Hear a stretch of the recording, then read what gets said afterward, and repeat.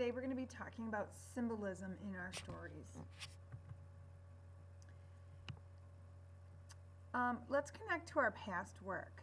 We've been interpreting theme-based on the plot, pivotal moments, characters' actions, thoughts, words, and the setting as it relates to the theme.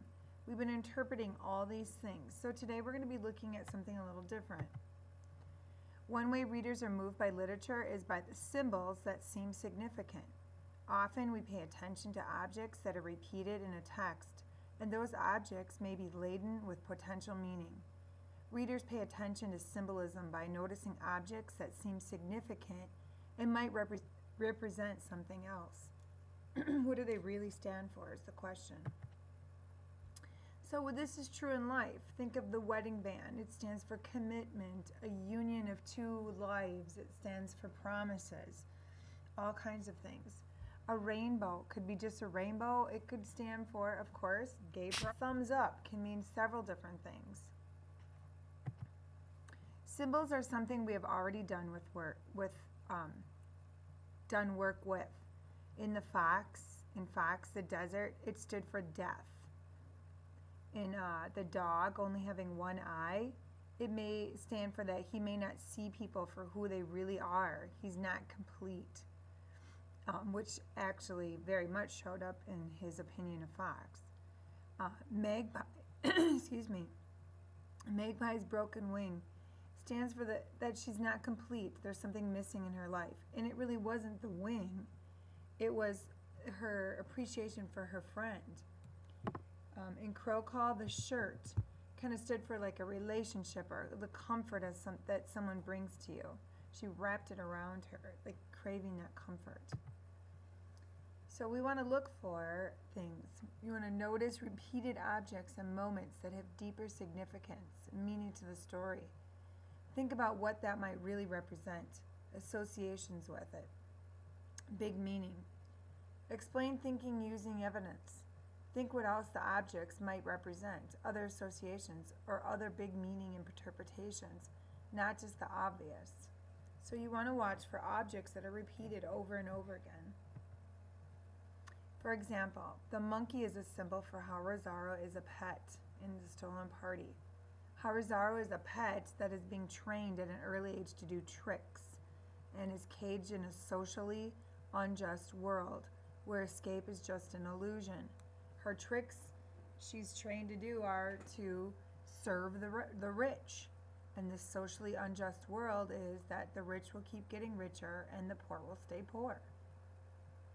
When she helps the magician, she's just another kind of assistant who works instead of watching the show. The magician manipulates Rosario because the whole thing with the fat boy was an act to make the kids laugh. Also, just as the monkey is there for show, a luxury Rosario's mom can't even understand renting a monkey. Rosario is invited because Senora Inez thought it would be so cute to have a little maid wearing her pretty Christmas dress that might as well be a maid's uniform, basically making a pet out of her in the same way the magician makes a pet of his monkey. Also, you could look at the social injustice. Excuse me. Rosario is allowed to know about the monkey and see the monkey, but under the idea that she is special. No, she's not really special. Really, it's just that she is the helper. That's why she gets to see the monkey. The poor people are allowed to think they stand for a chance to become equals, but it's not true. They're just lured into thinking that. Rosario's the one who gets to do the trick with the monkey and wasn't afraid. Why? Poor. The poor are not afraid to do the work, to feel like you have a chance.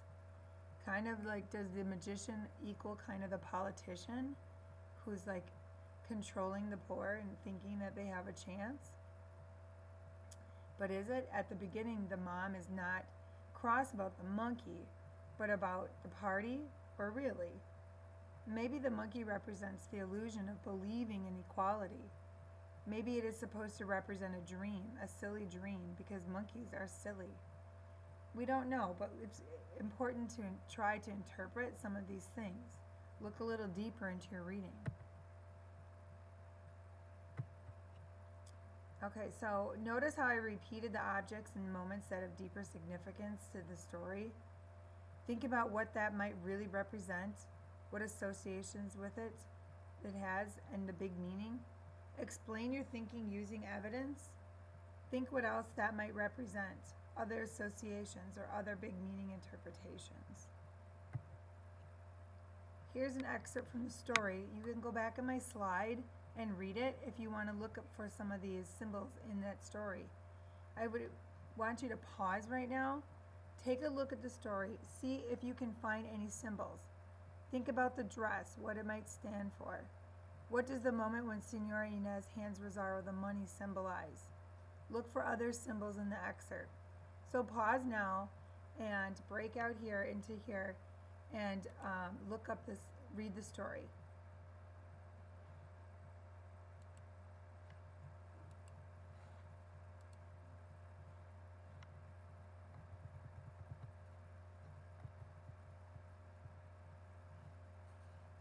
Okay, so remember, as you go off, well, let's go back a minute. Think about that. What does the moment when Senora Inez hands Rosario the money symbolize? Maybe the end of Rosario's innocence. She now gets it. She's a maid. That's where her lot in life is. There's no chance she's going to ever live in that big house or truly be friends with anyone that has money. And up until that point, she didn't realize that. So I kind of looked at that her handing that money symbolized the end of her innocence, the end of her childhood. Remember, as you go off today, continue to push yourself to think about the symbolism in the books you read, the objects and moments that seem to have deeper meaning. Think about, ask yourself, why would the author put this in here? There's a reason. Off you go to do good work.